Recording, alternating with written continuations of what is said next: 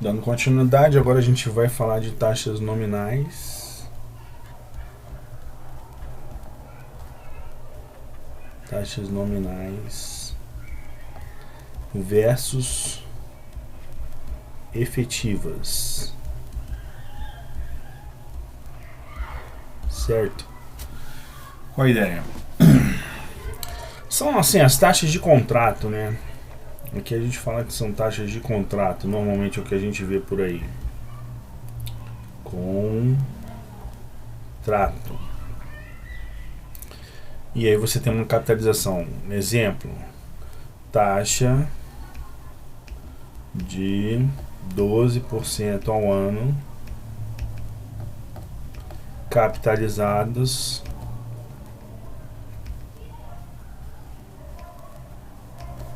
mensalmente, né? Taxa de 10% ao ano capitalizado diariamente, né?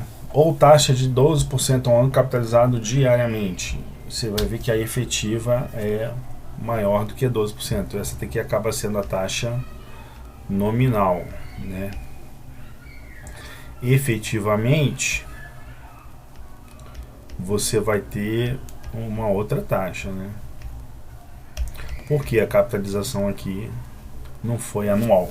Se você tiver taxa de 12% ao ano, capitalização anual, ou seja, uma única vez no ano, aí vai ser igual a efetiva 12% ao ano. Caso contrário, você vai ter uma efetiva maior, que vai ter juros sobre juros correndo, né? A ideia basicamente é você olhar aquela fórmula dos juros compostos, né? Valor. Vou chamar. A gente estava usando N, eu vou usar T aqui. O valor na data T é igual ao valor inicial na data 0 vezes 1 mais I elevado a T. Esse I é uma taxa, a gente já sabe, né, que é uma taxa efetiva, porque é que vai proporcionar realmente a atualização do V0 até o VT. A ideia é substituir, na verdade não, incluir aqui, né, fazer uma relação entre taxa efetiva e taxa nominal. A taxa nominal a gente vai chamar de R, tá? No nosso curso a gente vai chamar de R e a efetiva continua sendo I. Se eu quero uma relação, a relação ela vai ser simplesmente uma divisão dependendo da capitalização. Ou seja, a taxa efetiva nada mais é do que a taxa nominal dividido pela frequência de capitalização. Então você pode colocar aí, né? Taxa efetiva I é igual a taxa nominal dividido pela frequência de capitalização, tá? Eu vou chamar de cap aqui para você saber o que é, mas depois eu vou, na verdade, chamar de C para ficar mais fácil. Eu já vou chamar aqui de C. O cap, na verdade, eu vou usar o C. Ou seja, quanto maior a capitalização, quanto maior a frequência de capitalização, exemplo, você tem R1, R igual a 12% ao ano. Suponha que a frequência de capitalização sejam 12 meses.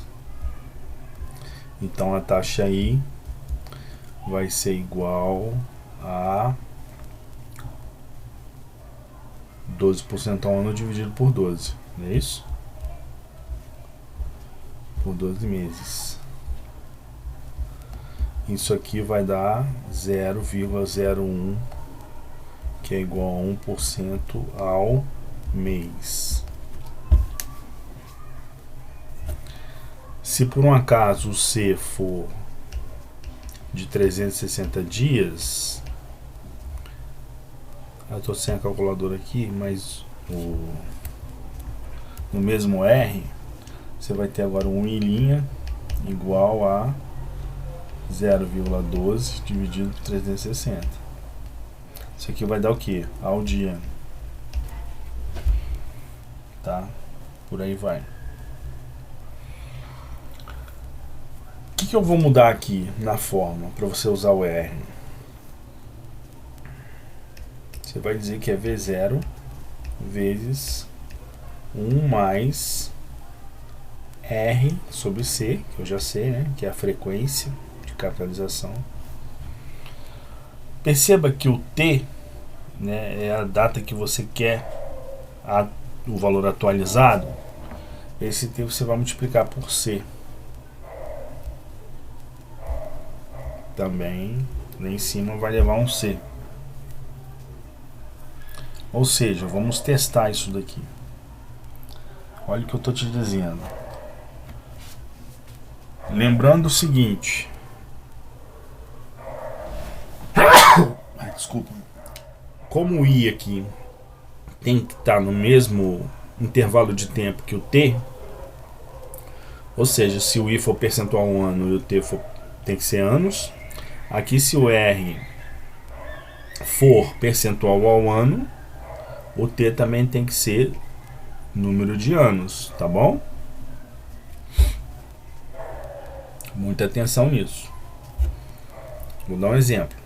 Suponha numa situação que você tenha R igual a 12%, é o mesmo exemplo, né? 12% ao ano, e a frequência de capitalização seja de 12 meses, 12 vezes, digamos assim. Esse Mzinho aqui não condiz com a realidade não, tá? Tira isso daí. É 12 vezes em um ano, né? A frequência de capitalização aqui vão ser 12 vezes em um ano, porque a taxa está anual, então a frequência de capitalização será de 12 vezes em um ano. Então você vai ter, com esses dois dados, para um ano, né, para tempo igual a um ano, você vai ter que o V1, que é no final do primeiro ano, vai ser igual a V0 vezes 1 mais 0,12 ao ano dividido por 12 vezes, elevado a 12 vezes um ano. Ou seja, olha que interessante.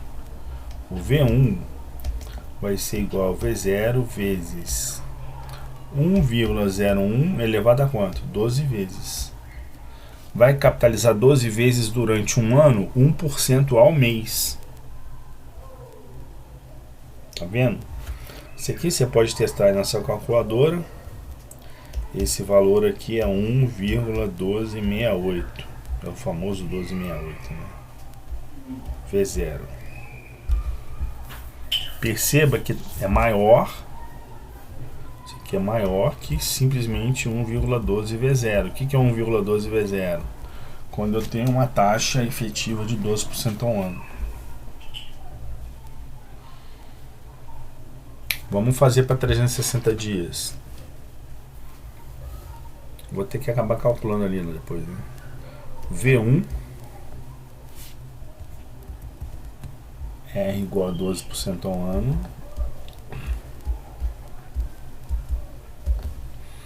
C igual a 360 vezes, né?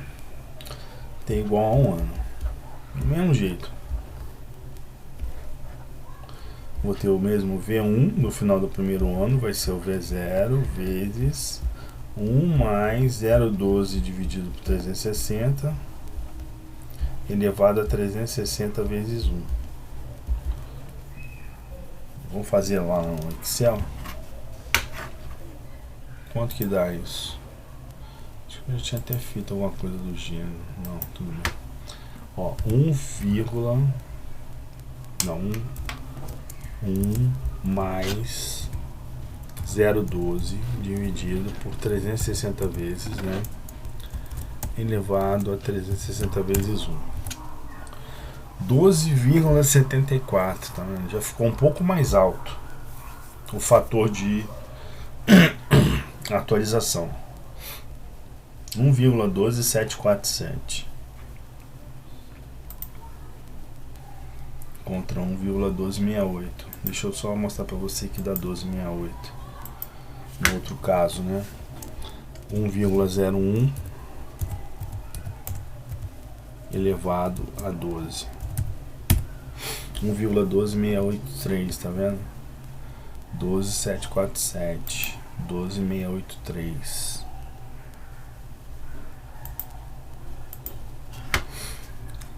12,682.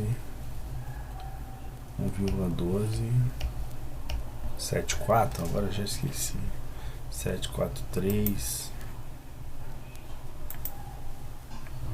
747 75 quase, né? 1275. Tá vendo? B0. Então você vê que quanto mais nervosa a capitalização, maior o valor futuro na data 1, né? Que você vai ter mais juros sobre juros. Então essa é a ideia da capitalização. E por que a gente fala que existem... por que a gente usa taxas nominais e efetivas? Normalmente fica mais simples você dizer, né? Ah, a taxa é 12% ao ano, que dá 1% ao mês, se for a capitalização mensal. Eu quero mostrar uma coisa aqui, uma equivalência, mas eu tô quase sem espaço. Eu vou fazer aqui uma situação, olha só, uma coisa interessante. R igual a 6% ao semestre. C igual a 6. Taxa não, T de tempo igual a 1 ano. O que você tem que corrigir? Corrigir não, acertar aqui antes de colocar na fórmula. Lembra que o R e o T tem que se falar? 1 ano são, então, se a taxa está ao semestre, eu vou fazer taxa não, T de tempo igual a 2 semestres. E aí vai dar a mesma coisa. Olha só, V1 igual a V0 vezes 1 mais 0,06 dividido por 6 vezes a frequência de capitalização elevado a 6 vezes 2. Tá vendo? Não mudou nada. Igual a V0, 1,01 elevado a 12. Tá bom? Então essa é a ideia. Dei um print screen na tela. Eu vou continuar aqui esse vídeo falando agora de juros aparentes e juros, ou juros nominais, também tem a mesma nomenclatura na verdade, infelizmente, e juros reais. Aí é quando eu tenho o efeito da inflação.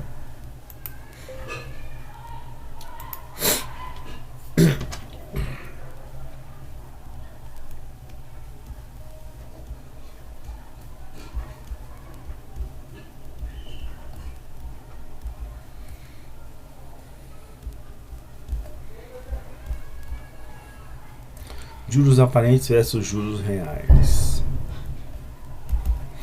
Hoje, por exemplo, você tem na economia brasileira, 2022, uma Selic em torno dos 13, 14% ao ano. Os juros nominais no Brasil, básicos da economia, estão a 14% ao ano. Esse conceito de juros nominais não é juros nominais capitalizado mensalmente, não. Aqui é juros nominais que acabam sendo juros que você é remunerado efetivamente por um ano de investimento no Tesouro Selic. É 13,75, já que já teve uma última reunião, mas tudo bem, vamos deixar aqui 13. Então esses nominais aqui, esses juros nominais, acabam sendo os efetivos durante um ano, que a capitalização acaba sendo, se você deixar por um ano, você vai ganhar os 13% e pronto. Então, por isso que eu digo que não tem a ver com aquela taxa nominal capitalizada mensalmente que a gente acabou de estudar. Então, esses nominais aqui acabam sendo efetivos. Ok. Só que a gente costuma se preocupar com os juros reais da economia, que tem o que? O desconto da inflação. Então, se você tem uma expectativa de inflação, ou seja, a gente usa PI como inflação esperada para os próximos 12 meses. Eu não tenho o número aqui, depois a gente pode ver no relatório Focus. Suponho que seja 6%. A gente está acumulado em 10%, né? Mas acho que para frente já está menor. A gente tem uma inflação esperada, vamos supor, tá? 6% ao ano.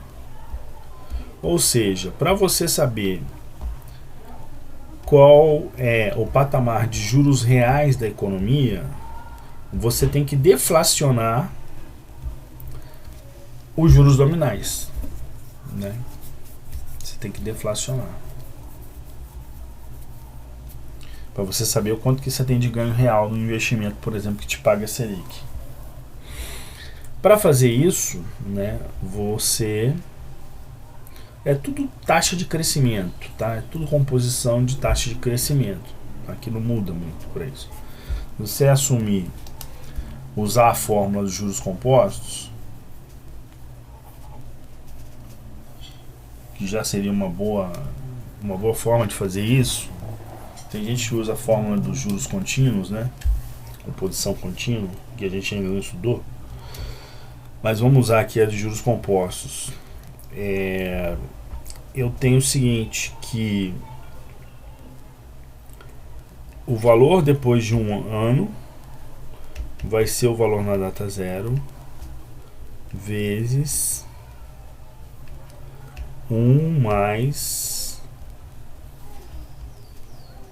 vamos supor um investimento lá no título do Tesouro, 1 mais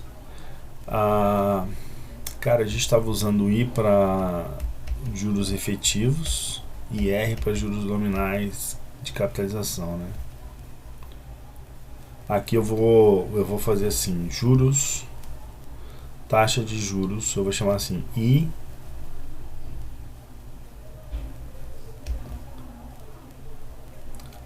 aparente ou nominal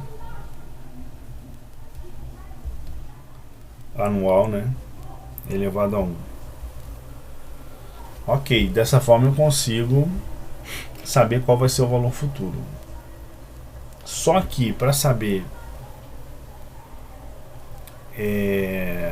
esse valor deflacionado, né, eu sei que a relação que vai valer é a seguinte: 1 mais I real, juros real, né? Juro real sobre 1 mais a inflação esperada, PI,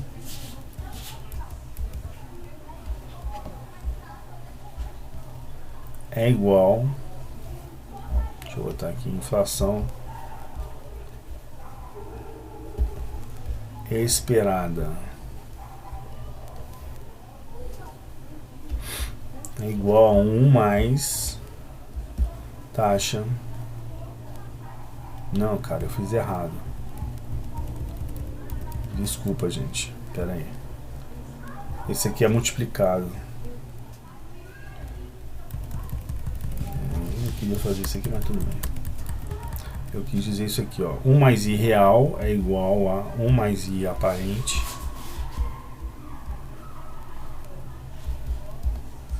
sobre 1 mais I, 1 mais inflação esperada. Ou seja, é só você descontar, deflacionar a taxa aparente, né, a taxa nominal. Aí você vai ter o juro real. Então, assim, no nosso exemplo aqui atual, você vai saber que o juro real aqui brasileiro, hoje, né, vai ser igual a 1,13 sobre 1,06 menos 1, né? Então a taxa real é 1,13 dividido por 1,06 menos 1.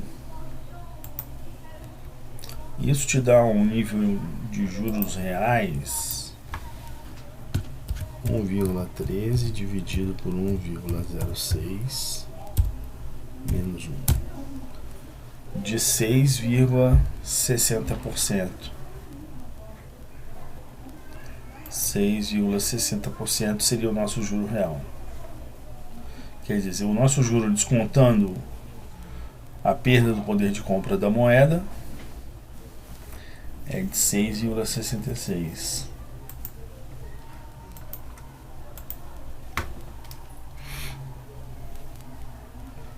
(6,60) 6,6% ao ano. Agora, existe uma aproximação de Fisher, aproximação para valores baixos de um dígito. Aqui acaba sendo 2 dígitos, acaba sendo mais perigoso você fazer isso. Que é simplesmente você dizer que o juro real é igual ao juro aparente, ou nominal, né? Menos a inflação esperada. Você vai estar errando muito. 13 menos 6, 4 mais 3, 7%. Errou muito.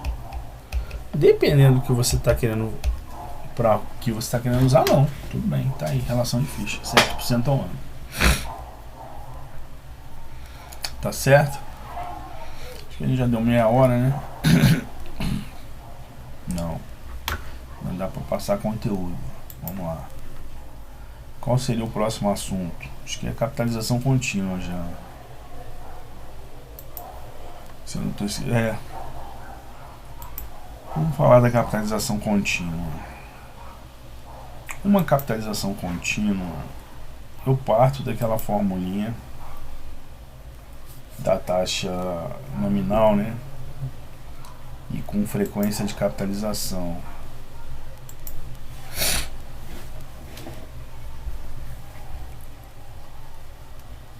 Regime de capitalização contínua. Qual a ideia? Lembra lá? Valor na data T é igual ao valor na data 0 vezes 1 mais R, que é a taxa nominal, capitalizada C vezes durante o período T.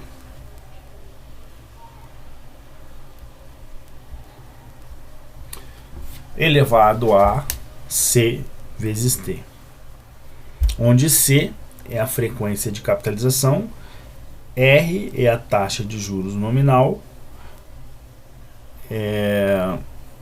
que não é essa aparente que a gente acabou de estudar,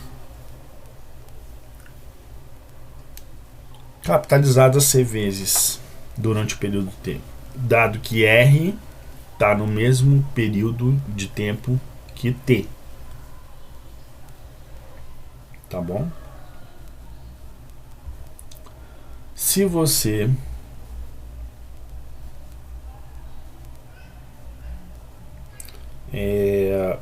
tiver um C,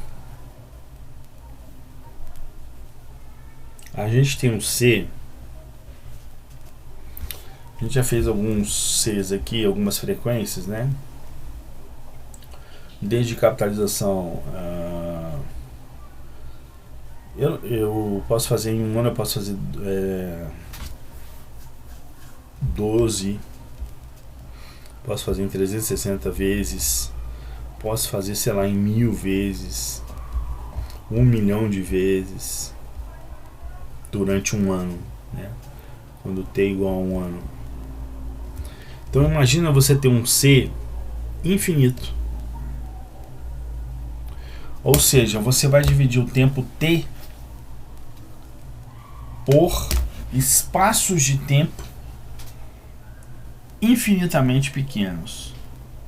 Então você vai ter um ΔT, né, um dt infinitesimal, tão pequeno quanto possa existir.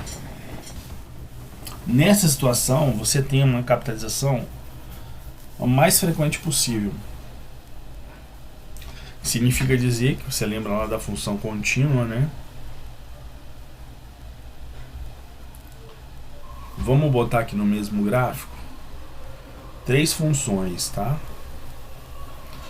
Tempo t e valor v, tudo saindo de v0, tá?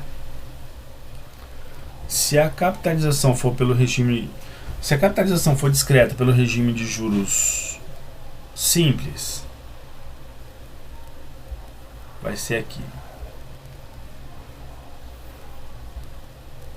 né? Vai ser vão ser esses pontinhos aqui, na data 0, data 1, crescimento linear sem problema nenhum, né? Por aí vai.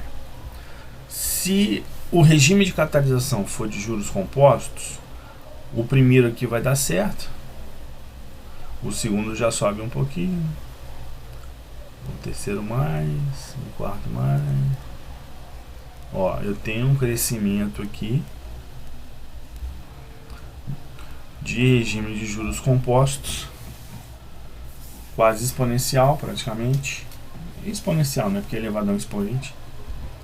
E o outro, que aí não vai ser pontinho, vai ser já uma. Aqui vai passar junto também, tá?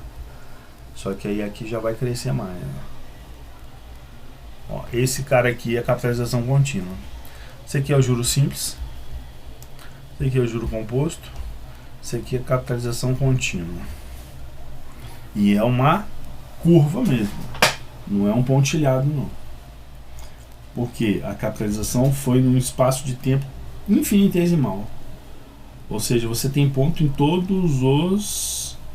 em todo o espectro do domínio, né? T, do tempo T. Aí eu quero que você olhe para essa fórmula e vamos tentar entender qual seria a melhor aproximação desse limite dessa forma, dessa equação aí, né? Antes disso eu preciso mexer em algumas coisas, porque eu vou trazer da matemática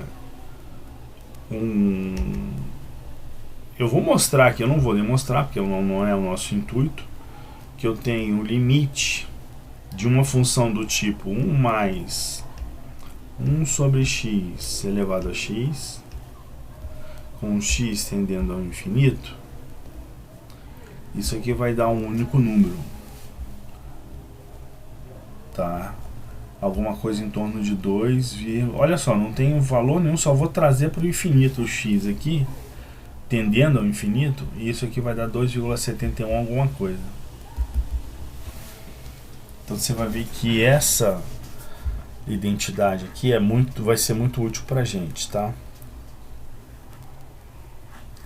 Deixa eu levar lá no Excel e vou mostrar o limite disso aqui.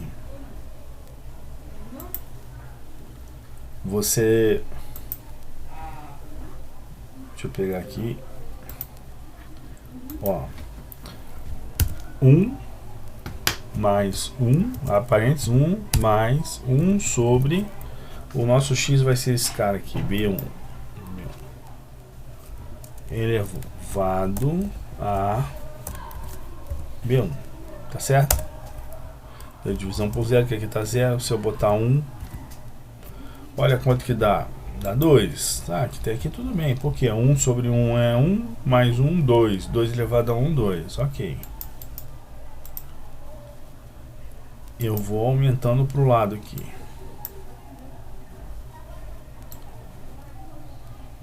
Não vou levar tão longe. Perceba que o número está crescendo. Deixa eu subir ele aqui. Deixa eu diminuir um pouquinho. Eu vou até 10.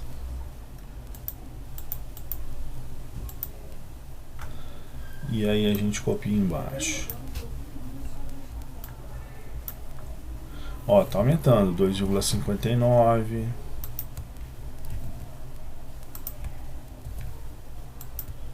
Na verdade, deixa eu botar aqui 11 e esse cara aqui mais um sempre, né? Não preciso então mais um? Tem que ter mais o que?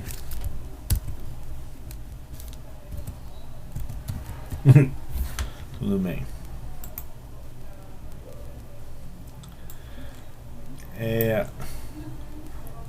Na verdade eu vou fazer diferente. Eu vou fazer assim, eu vou botar aqui um delta. O delta vai ser a diferença de um número para o outro. O delta a princípio é 1. E eu vou variar esse delta, tá bom? Ó, eu vou definir esse cara como delta. Aonde aqui? Ó, delta. Tá vendo? Delta. Aí eu posso chamar o delta a hora que eu quiser aqui, ó. Esse aqui vai ser 1 mais delta. Pronto, já sabe que é lá, tá vendo? Dicas de Excel. Tá tudo certo. Aí esse cara aqui vai ser esse cara aqui mais delta. E aí a gente vai levando esse limite aqui ao máximo que eu puder. Tá vendo que o número tá subindo, mas ele tá subindo, ó. Aqui deu erro, aqui que foi o erro. K1 mais delta. Não, velho. Pronto.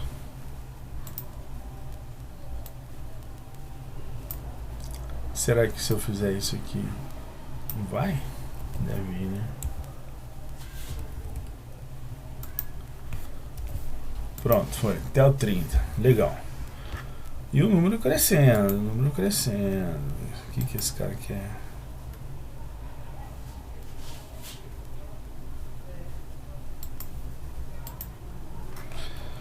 Olha só, vamos aumentar o delta para 10. Olha esse último número aqui, 2,6743, 2,7136. Para 100, 2,7178. Para 1000, 2,7182.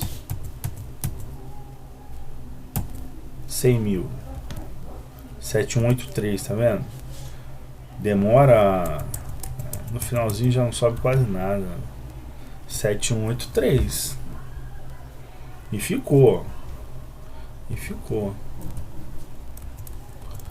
Que número é esse? 7183. Esse é o número de Euler. O que é o número de Euler? É o Ezinho, para quem não viu. No Excel é o exp. Ezinho elevado a 1 é quanto? É o próprio Ezinho, né? Quanto que é o exp? Aí, será que é a mesma coisa? Deixa eu ver a diferença.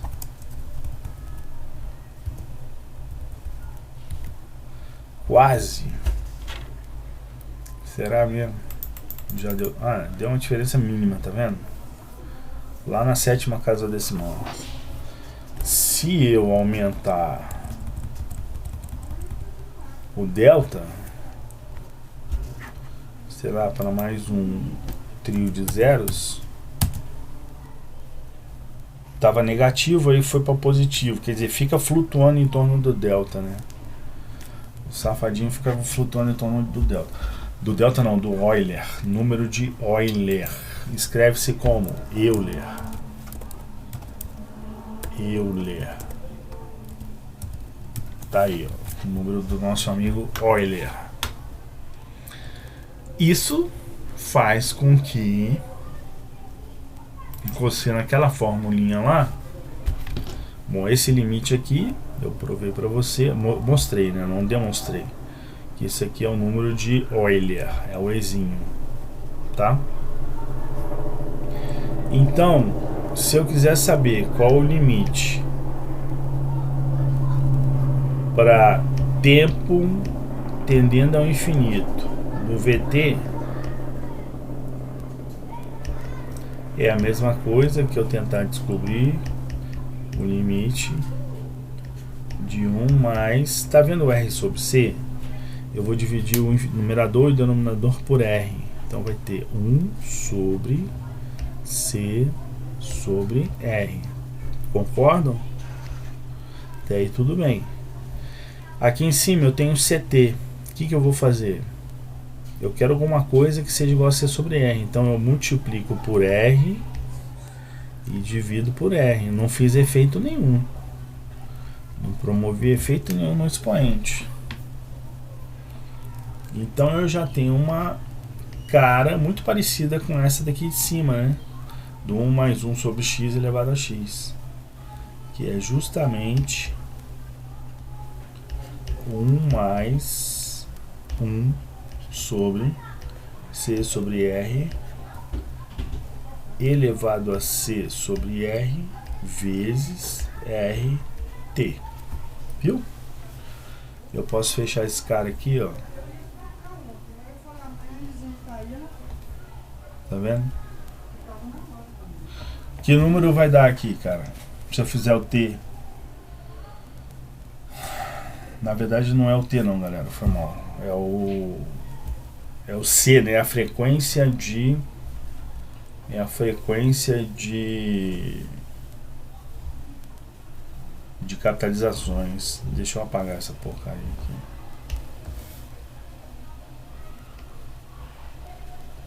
Desculpa, tá? Eu quero botar a maior capitalização possível. Capitalização infinita. Tá vendo o Czinho aqui? Fazer Czinho entendendo infinito é a mesma coisa que fazer C sobre R entender infinito. Porque o R está constante, tá? Então eu vou fazer aqui C sobre R entendendo infinito. Certo? Então se eu fizer C sobre R entendendo infinito, eu sei que esse número já vai dar o E, né? O Euler. Então esse cara vai ser exatamente E elevado a RT, onde R é a taxa de juros nominal e T é o tempo do mesmo intervalo da taxa de juros nominal. Então se a taxa de juros nominal for percentual ao ano, o T é em anos. Então para composição contínua, capitalização contínua, continuous compound rate, você tem que VT na data T é igual a V0 vezes E elevado a RT. Ou exp, né?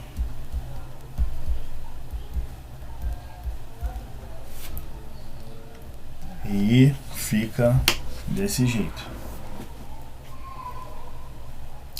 Para aquele nosso exemplo do 12%, você vai ter que o V no final do primeiro ano vai ser igual a V0 vezes E elevado a 12%, que é 0,12, vezes 1 ano. Quanto que é E elevado a 0,12?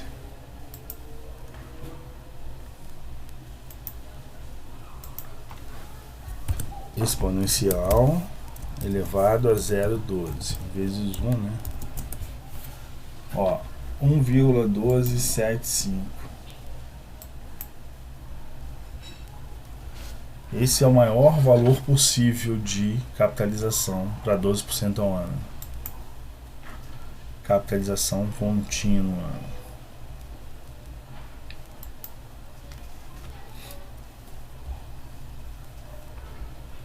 V1 é igual a V0,1,1275. Ok? Então essa era a ideia da capitalização contínua. C tendendo ao infinito. C tendendo ao infinito, esse é o que você vai ter. A fórmula sofre uma modificação. Vai ser E elevado a RT. Ok? Então vamos segurar aqui. Vamos continuar no terceiro vídeo.